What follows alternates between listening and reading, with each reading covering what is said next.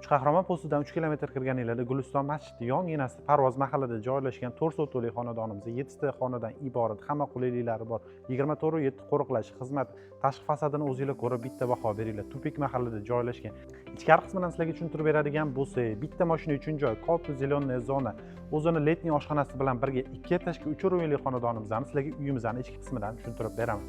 Okalar, xonadonimizni sizlarga ichkari qismidan tushuntirib beradigan bo'lsak, kirganimizda katta hol, o'zini divan, televizorlari bilan birga endi sizlarga ayollarimiz sevuvchi oshxonamizni ko'rsatib beraman. Oshxonamizni o'zingizlar bitta ko'rib baho beringlar. Har bitta xonada televizor, barcha mebel texnika jihozlari bilan, o'zini ko'chaga qaragan oynalari bilan endi sizlarga qolgan xonalarimizni bitta-bitta ko'rsatib beramiz.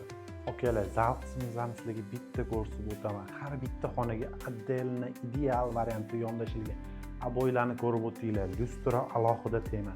O'zini parda qismlari bilan har bitta xonani ko'chaga qaragan oynalari bor. Ideal variantdagi xonadonimizni endi sizlarga keyingi xonasini ko'rsatib o'tamiz. Birinchi etajimizning oxirgi xonasi bu spalnimiz. O'zingizlar ko'rib bitta baho beringlar. Ikkinchi etajimizda 5 ta xonadan iborat. Har bitta xonada mebel texnika jihozlari bilan jihozlangan.